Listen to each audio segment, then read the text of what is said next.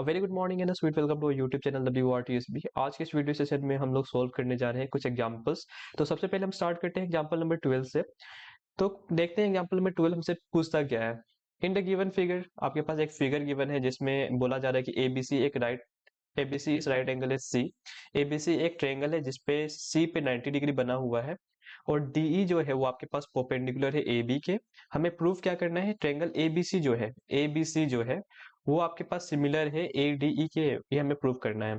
उसके बाद हमें दिखाना है कि ए ई का लेंथ क्या है, ए ई का लेंथ हमें फाइंड करना है और डी ई का लेंथ हमें फाइंड करना है। तो सबसे पहले हम लोग यहाँ पे क्या करते हैं, सॉल्यूशन लिख लेते हैं। उसके बाद आप गिवन लिख लीजिए, जो भी गिवन है आपके पास लिख लीजिए। यहाँ पे आपके पास एंगल सी की वैल्यू आपके पास 90 डिग्री है, एंगल ई की वैल्यू आपके पास 90 डिग्री है, क्योंकि बोला जा रहा है ना कि D E perpendicular to A B, तो इसीलिए हम लोग ने एंगल ई की वैल्यू भी 90 डिग्री हमारे पास है। उसके बाद आपके पास ए डी की वैल्यू गिवन है, ए डी की वैल्यू कितनी है 3 सेंटीमीटर, और आपके पास डी सी की वैल्यू कितनी है 2 सेंटीमीटर, और आपके पास बी सी की वैल्यू कितनी है 12 सेंटीमीटर। ठीक है, तो आप AC की वैल्यू भी फाइंड कर सकते हो क्योंकि आपके पास AD की वैल्यू गिवन है और DC की वैल्यू गिवन है। तो AC की वैल्यू कितनी हो जाएगी, AC की वैल्यू हो जाएगी 3 + 2 which is equal to 5 centimetre. ठीक है, ए 3 क्या है AD की लेंथ है और 2 क्या है DC की लेंथ है। ठीक है, तो हमें प्रूफ क्या करना है, हमें फाइंड क्या करना है, सबसे पहले देख लेते हैं। AE की वैल्यू हमें फाइंड करना है और आपके पास DE की वैल्यू भी आपको फाइंड करना है। उसके बाद हमें प्रूफ क्या करना है, टू प्रूफ हमें प्रूफ करना है कि ट्रायंगल ABC जो है वो आपके पास सिमिलर है ट्रायंगल ADE के। ठीक है, ये हमें प्रूव करना है। तो सबसे पहले हम लोग क्या करते हैं, in triangle ABC and triangle ADE। ठीक है, तो कभी भी आपके पास दो ट्रायंगल को प्रूव करने का टास्क आता है तो आप क्या करेंगे, दो ट्रायंगल्स में दो एंगल को दूसरे ट्रायंगल के दो एंगल के इक्वल दिखा देते हैं, तो वो दोनों ट्रायंगल आपस में क्या होते हैं, सिमिलर हो जाते हैं। तो अगर आप ध्यान से देखेंगे तो ए बी सी ये ट्रायंगल है और ADE, तो आप देखेंगे दोनों ही में ही क्या है, एंगल ए कॉमन है। ABC में भी अगर आप देखेंगे तो एंगल ए यहीं पे है, ADE में भी देखेंगे तो एंगल ए यहीं पे है। तो आप यहाँ पे लिख लेंगे angle A is equal to angle A, जो कि क्या, आपका रीजन भी यही है कि कॉमन है। ठीक है, और यहाँ पे उसके बाद देखेंगे कि आपके पास एंगल सी जो है वो किसके इक्वल है, एंगल ई के। तो यहाँ पे लिखेंगे angle C equals to angle E, और यहाँ पे आप लिख लेंगे इच 90 डिग्री, इच 90 डिग्री। तो आपने दिखा दिया कि दो एंगल्स आपके इक्वल हो गए। तो आप यहाँ पे सिंपली लिख सकते हैं triangle ABC is similar to triangle ADE, और यहाँ पे आप रूल भी लिख लेंगे कि किस रूल से आपने सिमिलर दिखाया है। तो by AA rule of similarity. ठीक है, तो इतना तो हो गया। अब आपको पता है कि कभी भी आपके पास दो ट्रायंगल्स आपस में सिमिलर है तो उनके साइड्स के रेशियो भी क्या होते हैं, इक्वल होते हैं। तो यहाँ पे लिखेंगे आप A B upon A D which is equals to B C upon D E which is equals to C A है, पर मैं ऐसे लिख देता हूँ ए सी अपॉन ए ई। ठीक है, तो आप इसको क्या कर लीजिए, इक्वेशन 1 मान लीजिए। अब आपने देखा था कि पिछले बार हमें क्या था कि हमें वैल्यूज गिवन थी तो हम लोग ने रेशियो के फॉर्म में लिख लिया था। अब हम यहाँ पे रेशियो के फॉर्म में तो है पर रेशियो की वैल्यू हमें पता नहीं, तो देखते हैं कहीं से हमें रेशियो की वैल्यू निकल सकती है क्या। ए बी की वैल्यू आपको पता है, ए बी की वैल्यू आपको पता नहीं है, ए डी की वैल्यू पता है, तो रेशियो की वैल्यू यहाँ से भी नहीं निकल सकती। बी सी की वैल्यू पता है पर डी ई की वैल्यू आपको पता नहीं है, तो यहाँ से भी रेशियो की वैल्यू नहीं निकल सकती। AC की वैल्यू आपको पता है पर AE की वैल्यू पता नहीं है, तो यहाँ से भी रेशियो की वैल्यू नहीं निकल सकती। कहने का मतलब ये है कि पिछले बार जैसे हमारी रेशियो की वैल्यू ये सब इक्वल थे 2/3 के, तो उस केस में हम लोग क्रॉस मल्टीप्लाई करते थे, जो भी वैल्यू हमें फाइंड करना था वो हमें तुरंत ही मिल जाता था। पर यहाँ पे आपको रेशियो की वैल्यू ही पता नहीं है, इक्वल तो है पर कितना है वो तो पता नहीं है आपको। तो हमें किसी तरह रेशियो की वैल्यू को फाइंड करनी है, तो सबसे पहले हम यहाँ से स्टार्ट करते हैं। क्या AB की वैल्यू नॉन है, AB की वैल्यू नॉन नहीं है। AD की वैल्यू आपके पास नॉन है जो कि 3 सेंटीमीटर है। तो आप देखेंगे क्या आप किसी भी तरीके से ए बी की वैल्यू को फाइंड कर सकते हो क्या। तो आप देखेंगे ए बी की वैल्यू फाइंड करना है तो हाँ, ये 90 डिग्री यहाँ पे बन रहा है तो ये हाइपोटेनस होगा। हाइपोटेनस का square is equal to base का स्क्वायर प्लस परपेंडिकुलर का स्क्वायर। 90 के सामने जो साइड होता है उसको हम लोग हाइपोटेनस कहते हैं, और यहाँ पे सपोज करो इस एंगल को रेफरेंस मान रहा हूँ तो ये परपेंडिकुलर हो जाएगा, ये बेस हो जाएगा। ठीक है, तो यहाँ पे आप लिखेंगे इन ट्रायंगल ए बी सी आप लिखेंगे हाइपोटेनस का square is equals to base का स्क्वायर प्लस परपेंडिकुलर का स्क्वायर। अब यहाँ पे ये भी लिख दीजिएगा कि बाय पाइथागोरस थ्योरम। ठीक है।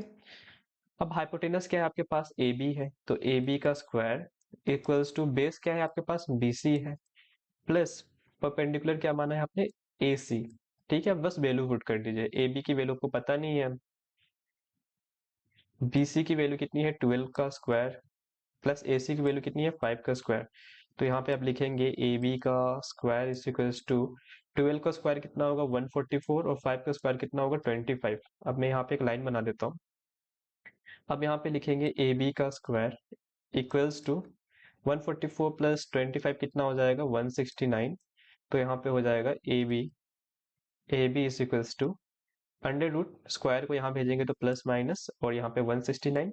169 खुद ही एक परफेक्ट स्क्वायर है, तो आपको फर्दर कैलकुलेशन की कोई जरूरत नहीं है। तो किसका स्क्वायर है 13 का, तो plus minus 13।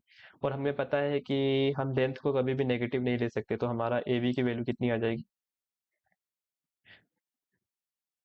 13 centimetre.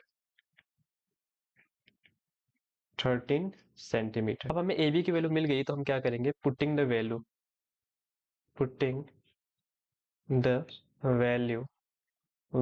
Of A be in equation 1।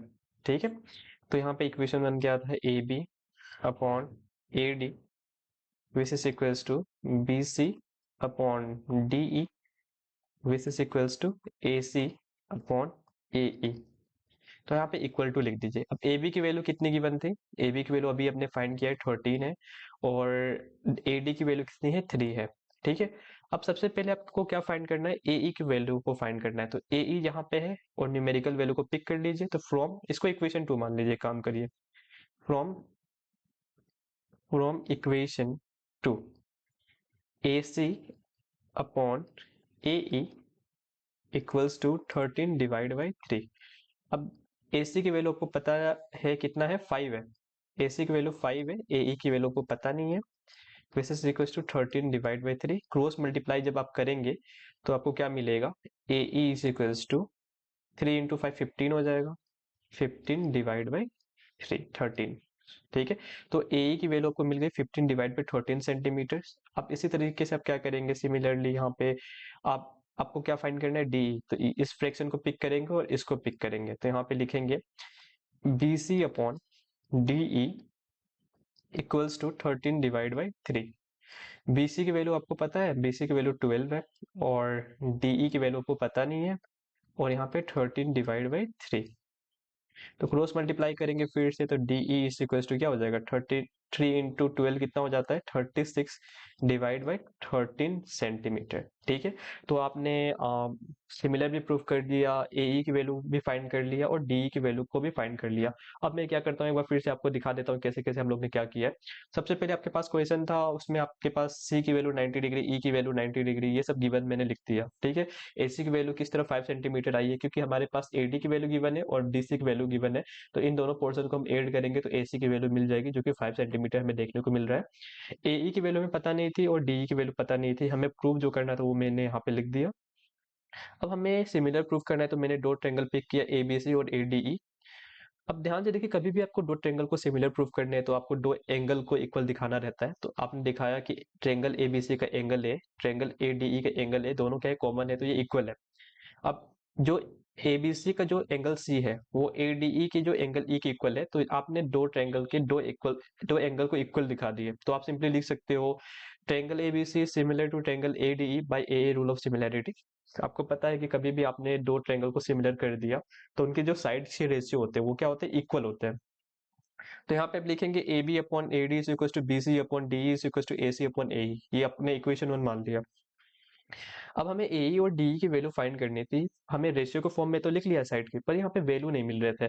तो हम लोग ने देखा यहाँ से भी वैल्यू नहीं मिल रही, यहाँ से वैल्यू नहीं मिल रही, यहाँ से वैल्यू नहीं मिल रही, तो हम लोग ने क्या किया, देखा कि ए बी जो है, इस ए बी की वैल्यू हम फाइंड कर सकते हैं, क्योंकि हमारे पास ट्रायंगल ए बी सी में हमें देखने को मिला कि यहाँ पे सी 90 डिग्री है, तो इसके सामने वाला साइड हाइपोटेनस होगा, ये बेस हो परपेंडिकुलर होगा, ये बेस होगा।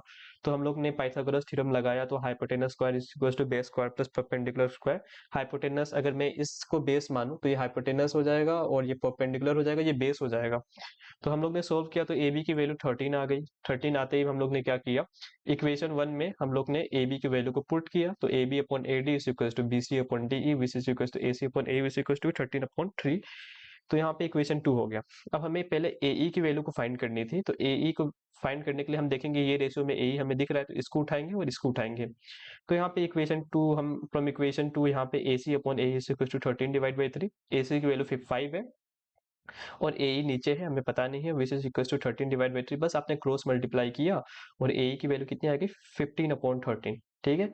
सिमिलरली आप क्या करोगे, आपको अगर डीई की वैल्यू फाइंड करनी है तो इस रेशियो में देखेंगे कि आपको डीई देखने को मिले, तो इसको उठाइए और इसको उठाइए। तो आप देख सकते हैं कि यहाँ पे B C upon D is equal to 13 divide by 3। तो यहाँ पे बी सी की वैल्यू 12 है, डीई नीचे है और is equal to 13 divide by 3। अब यहाँ पे आप देखेंगे DE is equal to cross multiply किया तो आपने देखा कि 36 डिवाइड बाई 13 सेंटीमीटर। तो इस तरीके से हम लोग ने पूरे क्वेश्चन को सोल्व किया है। तो मेरे ख्याल से आपको ये क्वेश्चन अच्छे तरीके से समझ आया होगा। अगर आपको इसमें थोड़ा भी डाउट रहता है तो कमेंट कर सकते हैं। अब हम सॉल्व करेंगे नेक्स्ट क्वेश्चन। तो दोस्तों हम लोग ने एग्जांपल नंबर 12 सॉल्व कर लिया, अब हमें बस एग्जांपल नंबर 13 को सॉल्व करना है। तो यहाँ पे देखेंगे आपके पास क्वेश्चन क्या है, in the adjoining figure E is a point on the side A D produce on the parallelogram A B C D and B E intersect C D at F. आपके पास ए बी सी डी एक parallelogram है, A D को जब produce किया जा रहा है ई तक और बाद में ई और बी को ज्वाइन करते हैं तो बोला जाता है कि ये सी डी को इंटरसेक्ट करता है एफ पॉइंट पे। ठीक है। तो हमें प्रूफ क्या करना है, यहाँ पे ट्रायंगल ए बी ई को सिमिलर दिखाना है सी एफ बी के। तो यहाँ पे हम सॉल्यूशन लिखेंगे, जो भी गिवन है उसको आप लिख लीजिए। ए बी सी डी क्या है आपके पास, इज अ पैरेललोग्राम। ये आपके पास एक पैरेललोग्राम है। अब हमें प्रूव क्या करना है, to prove triangle A B E is similar to triangle C F B. ठीक है। तो यहाँ पे आपको क्या करना है, दोनों ट्रायंगल्स में दो एंगल को आपको इक्वल दिखाना है। तो ए बी ई को देखेंगे, ए बी ई, तो इस केस में देखेंगे जो एंगल ई है ना वो सी एफ बी का एंगल बी के इक्वल होगा। तो यहाँ पे आप लिखेंगे angle F E D equals to angle F B C, और यहाँ पे आप लिखेंगे alternate interior angle, alternate interior angle. ठीक है। उसके बाद आप देखेंगे तो आपके पास जो ए बी ई जो ट्रायंगल है उसमें बी ए ई ये एंगल इसके इक्वल होगा, क्योंकि opposite angles are equal in a parallelogram. तो यहाँ पे लिखेंगे आप B A E equals to angle B C F, और यहाँ पे आप लिखेंगे ऑपोजिट एंगल्स ऑफ पैरेललोग्राम। ठीक है।